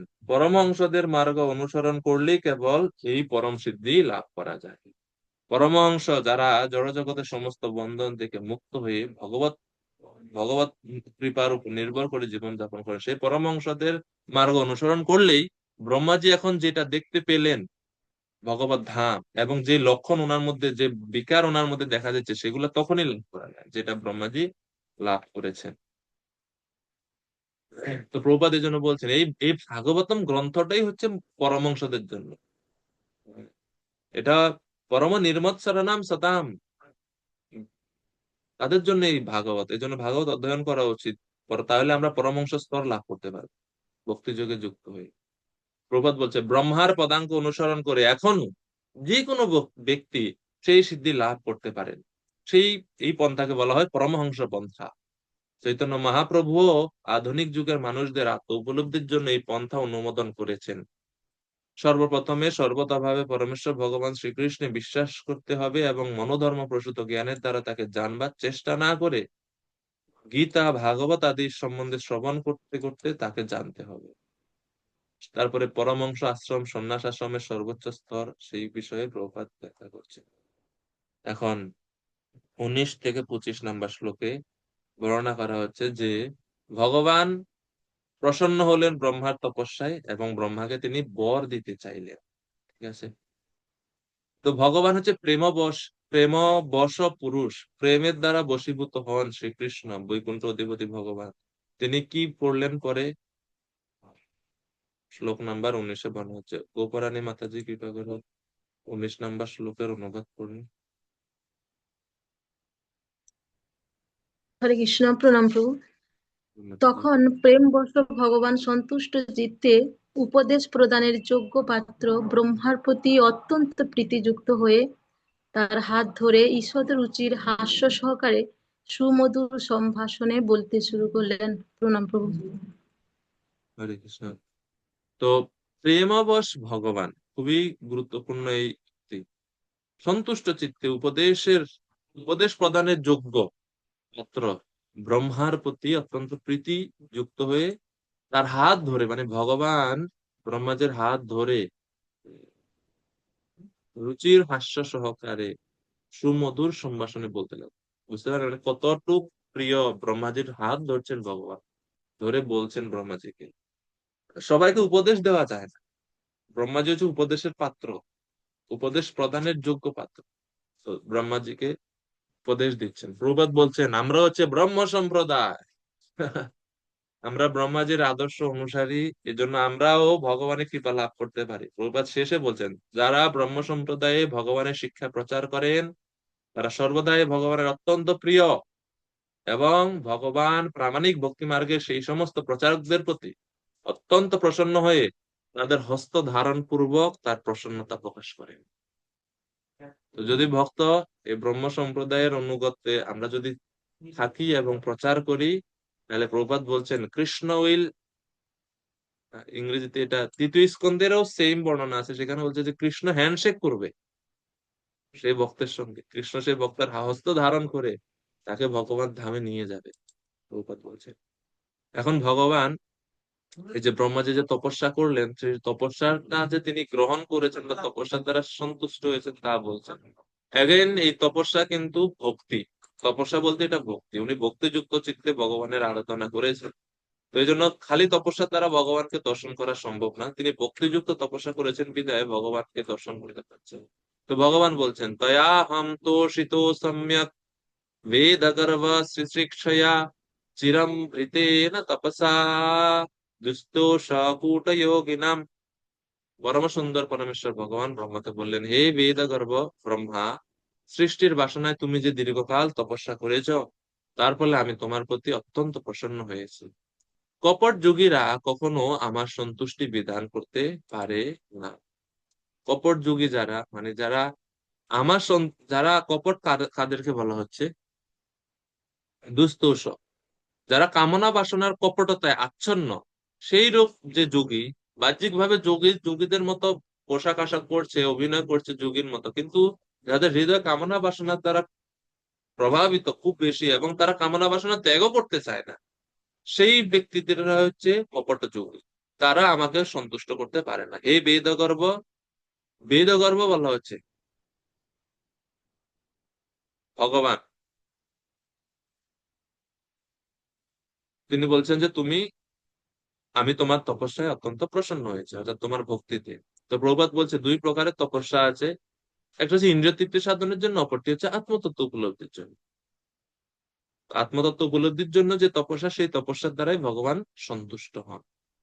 আর কূট যোগী তাদেরকে বলা হয়েছে তাদের পক্ষে ভগবান অত্যন্ত দুর্লভ, তারা পায় না ভগবান। আর ভগবানকে দর্শনই হচ্ছে সমস্ত সাধনার, সমস্ত তপস্যার চরম ফল। ভগবান বলছেন বরম বরয়া ভদ্রম তে বরে সম্মাভিবাঞ্ছিতাম ব্রহ্মণ শ্রেয়া পরিশ্রাম পুংসাম মদ্দর্শনাবধি। এ ব্রহ্মা, তোমার মঙ্গল হোক, আশীর্বাদ করছেন তোমার মঙ্গল হোক, তুমি আমার কাছে অভিষ্ট বর প্রার্থনা করো, কেননা আমি একমাত্র বর প্রদানের কর্তা। শ্রেয় লাভের জন্য সকলে যে পরিশ্রম বা তপস্যা করে, আমার দর্শনই হচ্ছে তার চরম ফল। তো যারা শ্রেয় অভিলাষী, প্রিয় না শ্রেয়, জীবনের আত্যন্তিক কল্যাণ যারা চায়, তাদের তপস্যার সাধনার এক ফল বা সর্বোচ্চ প্রাপ্তি হচ্ছে আমার দর্শন লাভ করা। তুমি আমার দর্শন লাভ করেছো, এখন কিছু বর প্রার্থনা করো। বরম বরয় ভদ্রম তে বরেশম মা বিবাঞ্চিত। আমি হচ্ছে বর ঈশম, মানে সমস্ত বর প্রদানকারীদের মধ্যে শ্রেষ্ঠ। চতুর্থ স্কন্ধে পৃথু মহারাজ ও ভগবান যখন ওনার যজ্ঞস্থলিতে আসেন, তখন পৃথু মহারাজ ও ভগবানকে বলেন সেই একই রকম ভাবে, বরম বরম শ্লোকটা কি?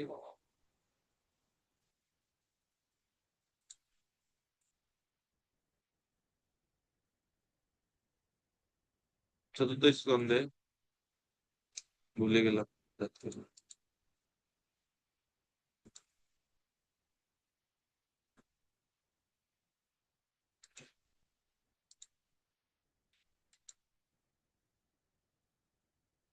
দেখি, খুব সুন্দর শ্লোক।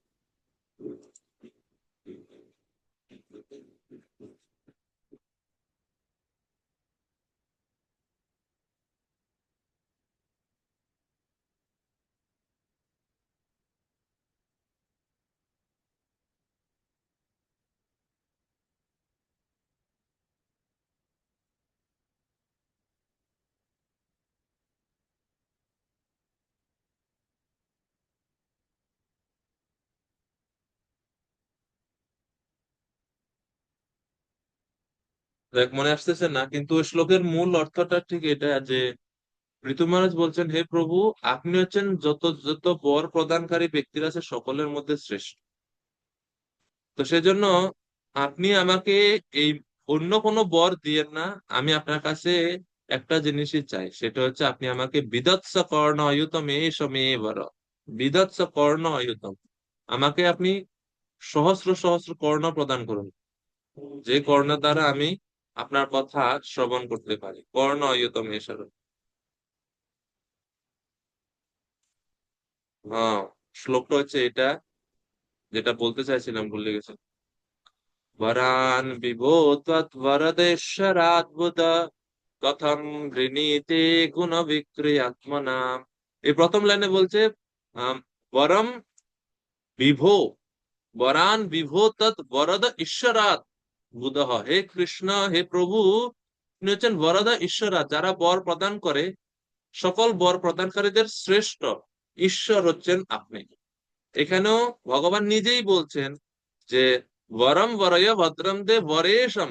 এখানে বলা হচ্ছে বর ঈশম, আর সেখানে বলা হচ্ছে বরদা ঈশ্বর, একই অর্থযুক্ত শ্লোক। অর্থাৎ অন্য অনেক দেবতারা মাঝে মাঝে বর দেয়, কিন্তু তারা নিজেদের থেকে সেই বর দিতে পারে না, তারা ভগবানের কাছ থেকে নিয়েই সেই বরটা দেয়। এর মানে তারা বর প্রদানকারীরা শ্রেষ্ঠ না। আর দুই হচ্ছে, তারা যে বরটা প্রদান করে, যে আশীর্বাদটা প্রদান করে, সেটা অনেক সময় উপাসকদের ক্ষতি করে।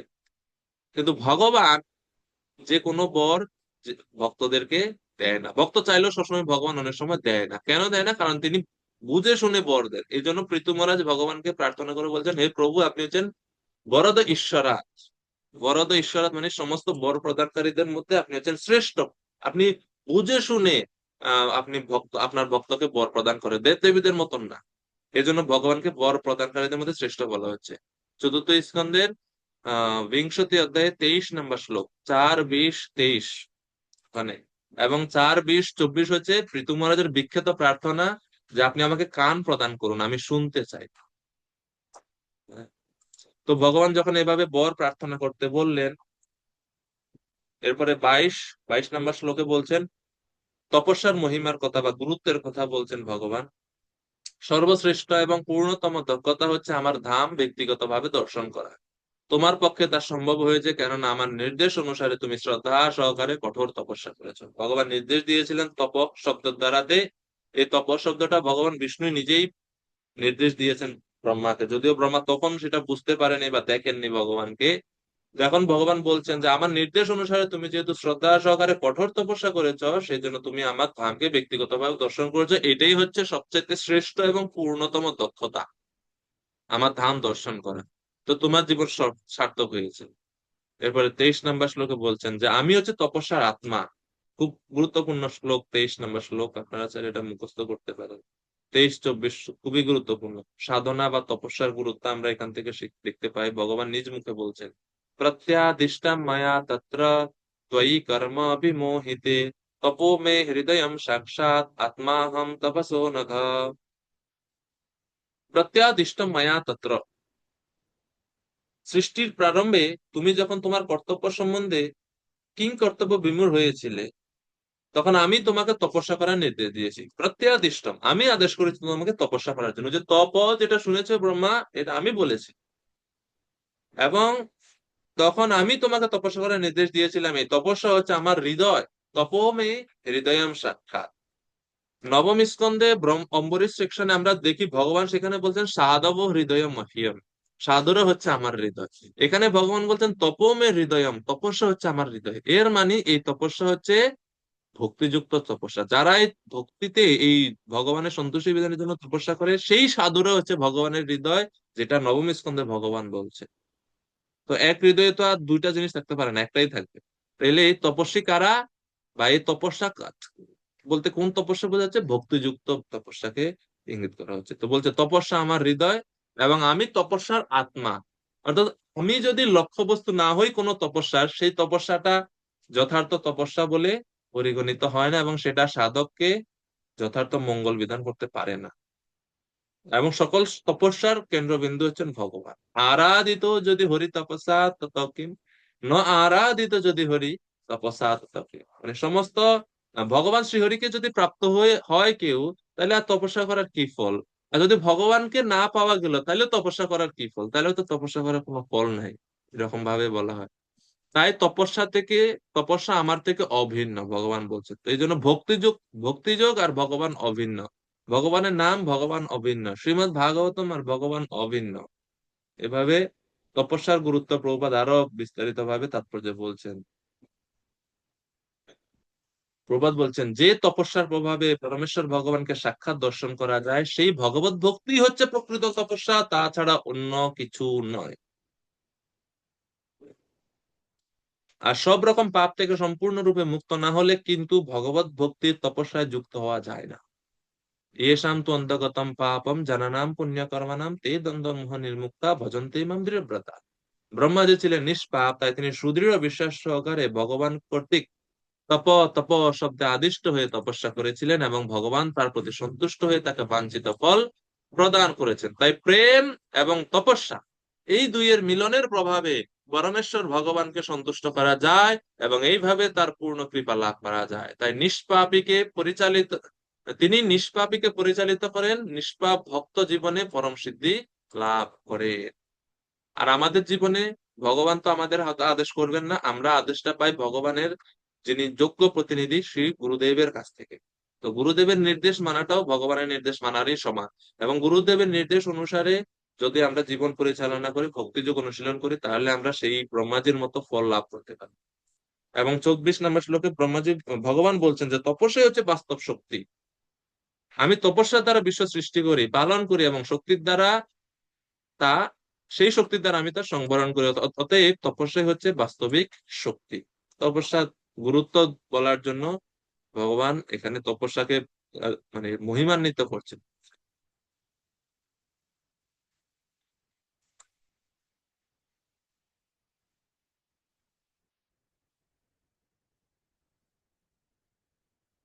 এরপরে 24 নম্বর শ্লোক। তো ব্রহ্মার প্রতি ব্রহ্মা এখন বললেন, ভগবান সর্বভূতানাম অধ্যক্ষাবস্থিতো গুহাম বেদ হি অপ্রতিরুদ্ধেন প্রজ্ঞানেন চিকীর্ষিতম। হে ভগবান, পরম নিয়ন্তা রূপে আপনি প্রতিটি জীবের হৃদয়ে অবস্থিত এবং তাই আপনি আপনার অপ্রতিহত প্রজ্ঞার প্রভাবে সকলেরই প্রচেষ্টা সম্বন্ধে অবগত। তো যখন বর চাইতে বলছে, ব্রহ্মাজি বলছে আমি কি জন্য আর বলবো, আপনি তো সকলের হৃদয়ে আছেন, আপনি তো জানেন আমার মনের কি ইচ্ছা, আমি কেন তপস্যা করলাম সেটা তো আপনি অলরেডি জানেনই। আপনি তো সকলেরই, আপনি তো কর্মক্ষেত্রজ্ঞ, আপনি সকল ক্ষেত্রের জ্ঞাতা। সেই জন্য আর বলতে হবে না যে কি জন্য আমি বর বা প্রার্থনা করলাম, এত তপস্যা করলাম, তো বর চাওয়ার দরকার নেই। তো তারপরেও আপনি যখন বললেন তখন আমি কিছু বর চাই। তো ব্রহ্মা বর চাইছেন 26 থেকে 30 নম্বর শ্লোকে। আমরা আগামী ক্লাসে আলোচনা ব্রহ্মা কি বর চাইছেন। অ্যাকচুয়ালি ব্রহ্মাজি বর চাইছেন, প্রশ্ন জিজ্ঞেস করছেন, জ্ঞানকে তিনি বর হিসেবে প্রার্থনা করছেন যে আপনি আমাকে জ্ঞান প্রদান করুন। জ্ঞান হচ্ছে প্রকৃত বর, প্রকৃত আশীর্বাদ, যার দ্বারা বন্ধন থেকে মুক্ত হওয়া যায়। তো আমরা আজকে 25 পর্যন্ত